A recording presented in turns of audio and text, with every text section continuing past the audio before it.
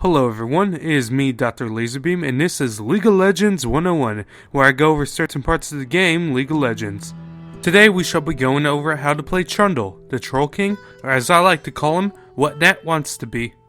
Trundle is a top, jungle, and support tank/fighter who has excellent trading and lane control and is fairly self-dependent and hard to fight against. Pros to Trundle are, he's an amazing duelist, great lane control, good sustain, great split pusher, good for killing tanks, and fairly good camp/wave clear. Cons to Trundle are, he lacks hard CC, falls hard if behind, and is weak sauce against range. Trundle works well with champions that can follow up on his pillar ability, or in other terms, have great pick potential. Such champions are Vayne, Jarvan, Lissandra, and Anivia. Trundle is strong against champions who are heavy AD and have little escape, or are fighters who rely on trading to win lane. Such champions are Ashe, Renekton, Lee Sin, and Riven. Trundle is weak against champions that have good range with escape or are melee and able to defuse Trundle. Such champions are Braum, Nahlis, Ziggs, and Darius. For Trundle's runes, I suggest getting a good mix of armor, magic resist, and health as a support. For his jungle and top runes, I suggest getting attack damage runes, followed by health and magic resist/armor runes. For Trundle's masteries, I suggest going 12 into Ferocity and 18 into Resolve with Grasp of the Undying as your keystone if you are top. For support and jungle, I suggest getting 12 into Cunning and 18 into Resolve for both. However, for support, get Bond of Stone for your keystone and Strength of Ages as jungle. Now onto Trundle's abilities. First we have his passive, which is King's Tribute. Whenever a neutral monster or enemy dies near Trundle, he will heal for between 2 to 6% of said target's maximum health, depending on Trundle's level. This is perhaps one of the most underrated passives in the entire game, in my opinion, as it is very powerful for Trundle. First of all, this keeps Trundle in lane, and in the long run keeps him up on health against his opponent, even if he loses the trade at the start. As long as Trundle is in range, he will slowly but surely heal up nicely. This also is great in teamfights, as the damage you take killing an enemy will be restored when someone is killed.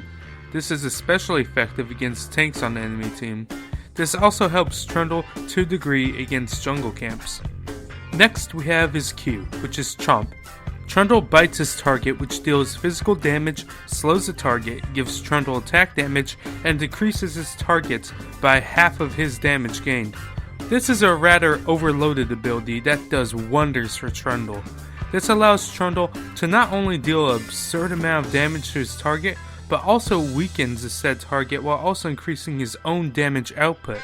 This allows Trundle to destroy his lane opponents in trades, and also works as a slow for your team to get to a target. Overall, if you need to go hard into the enemy team, make sure you start the fight with this ability. Now onto his W, which is Frozen Domain. Trundle casts an area of effect ability, which turns the ground into his domain. In his domain, he gains attack speed, movement speed, and healing regeneration in this area. This name of this ability could not possibly suit it better for what this ability does, as it is best used to give Trundle an advantage in trading or just to clear waves faster. This allows him to heal, beat up, and get sped up all in one ability.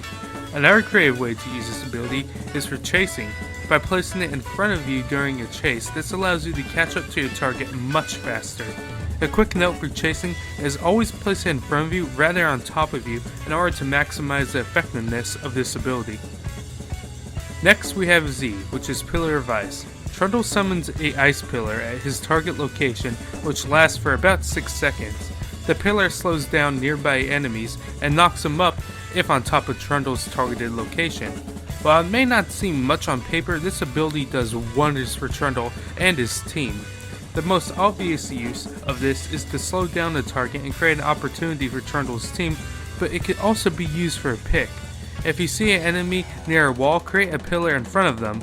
This will force them to go around the pillar, and they will only be able to go one way. This can set up your team for a great trade and more often than not, a kill. This ability can also be used to tell the enemy team to screw off. Last we have his ult, which is Subjugate. Trundle drains a target's health as magic damage and steals armor and magic resist for 4 seconds. Against a squishy target, this is your I'm ready to beat the crap out of you ability, and against tanks, this is your ace in the hole. Trundle gets extremely tanky while his targets become insanely squishy. This allows you to destroy a single target with ease and can be a lifesaver when facing tank champions such as Garen or Mundo. It's best used to use against tanks, but also effective versus squishy targets. For his skill order, I'd suggest upgrading your Q or E first, followed by whatever you didn't get first, then W, and of course upgrade your ult when you can. Upgrade your Q first for better trades and W first for better lane control. It's really a preference decision. For his top build, your starting items should be a longsword with health pots or a ruby crystal with health pots. This depends if you think you are going to have the advantage in lane or not. Your only core items will be Titanic Hydra. From here, you'll want to get Boots of Swiftness or Mercury Shreds, depending on how much AP the enemy team has. From here, you'll want to build tanky but still aggressive items such as Dead Man's Plate, Sunfire Cape, and CC Portal if you feel the need for additional pressure. This build makes you very tanky with tons of damage and split potential. You can replace any of these non-core items with Stag Shiv, Steric's Gauge, Frozen Heart, Thornmail, and Ginsu's Rage Blade. For his jungle build, it is somewhat similar to top, but more aggressive usually.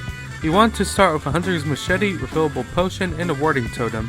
Their core items will be a Skirmisher's Saber, going into Warrior or Devour, depending on your situation. After that, you'll want to get Blade of the Ruined King, followed by tank items. The tank items I suggest are Dead Man's Plate, Spirit Visage, and again, ZZ Portal.